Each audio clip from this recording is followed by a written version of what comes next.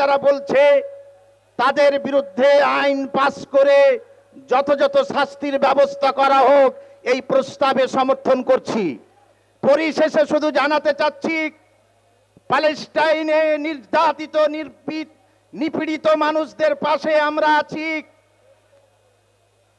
যে প্যালেস্টাইনে মাজলুম যারা সারা পৃথিবীর মানুষকে দেখিয়ে দিচ্ছে মুসলমান কাকে বলে। একটি বাচ্চা ছেলে ব্যাগ ঘাড়ে করে চলে যাচ্ছে, ইসরায়েলের একজন সেনা তাকে ডেকে বলছে তুমি কোথায় যাচ্ছ? তো সে বলছে আমার ব্যাগে আমার ভাইয়ের লাশ আছে, লাশ নিয়ে মাটি দেওয়ার জন্য যাচ্ছি। একটি বাচ্চা ছেলে তার ভাইয়ের লাশ নিয়ে যাচ্ছে। আর একটা ঘটনা আমি উল্লেখ করতে চাই, একজন ব্যক্তি জুমার নামাজের পরে কিছু চকলেট বিতরণ করছে। লোক বলছে কিসের জন্য চকলেট বিতরণ করছো? তিনি বলছেন আমার যতগুলো ছেলে ছিল প্যালেস্টাইনকে স্বাধীন করবার জন্য, বাইতুল মুকাদ্দাসকে মুক্ত করবার জন্য আমার সমস্ত ছেলে শহীদ হয়ে গেছে, খুশিতে আমি চকলেট বিতরণ করছি।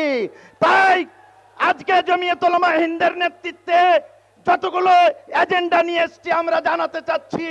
আর একটা কথা আমি বলতে চাচ্ছি, আমরা মাজলুম, আমরা নির্যাতিত, জালিম অত্যাচারী শাসক আমাদেরকে দুর্বল ভেবে বিল পাস করতে চাচ্ছেন। আমরা জানাতে চাচ্ছি জমিয়তে উলামা হিন্দের নেতৃত্বে 200 বছরের ইংরেজদেরকে তাড়িয়েছি।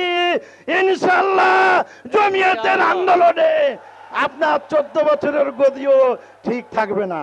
তাই এই যে প্রস্তাব আনা হয়েছে বিশ্বনবী মুহাম্মদুর রাসূলুল্লাহ সাল্লাল্লাহু আলাইহি ওয়াসাল্লামের অবমাননা সম্পর্কে, এই প্রস্তাব আমরা সমর্থন করছি। সকলে হাত তুলে জানাবো সমর্থন করছি।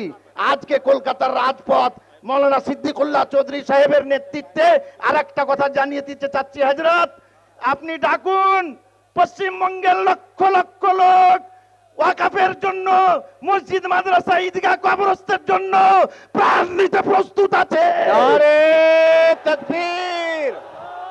জমিয়ত উলামা হিন্দ জিন্দাবাদ। হযরত মাওলানা সিদ্দিকুল্লাহ চৌধুরী সাহেব জিন্দাবাদ।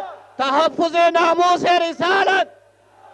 জি, তাই আপনারা আমাদের সঙ্গে ইনশাআল্লাহ থাকবেন, ইনশাআল্লাহ থাকবেন।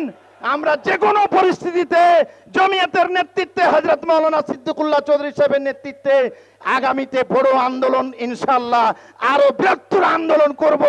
এবং যারা স্বপ্ন দেখছে আমরা 200 বছরের রাজত্ব শেষ করেছি, ইনশাআল্লাহ আমরা সে রাজত্ব শেষ করব ইনশাআল্লাহ।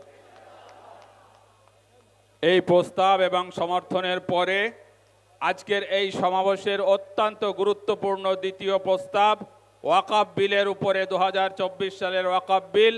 আমাদের স্বনামধন্য সভাপতি এবং আজকের এই মহতী সভারই সভাপতি যিনি জনাব মাওলানা সিদ্দিকুল্লাহ চৌধুরী সাহেব, তিনি স্বয়ং সেই প্রস্তাব আপনাদের সামনে পেশ করবেন, আপনারা তার সমর্থন করবেন। নারে তাকবীর। আবরুয়ে জমিয়ত ভাই বাত শুনো। হযরত মাওলানা সিদ্দিকুল্লাহ চৌধুরী সাহেব। ইমামউদ্দিন রুক যাও। যারা দেওয়ালে উঠেছেন, ইলেকট্রিক লাইন গেছে, এই মাইক্রোফোনের লাইন গেছে, আপনারা দেওয়ালে উঠে বিরক্তিকর পরিস্থিতি তৈরি করবেন না। কোন সময় শর্ট সার্কিট হয়ে গেলে বিপদ হবে।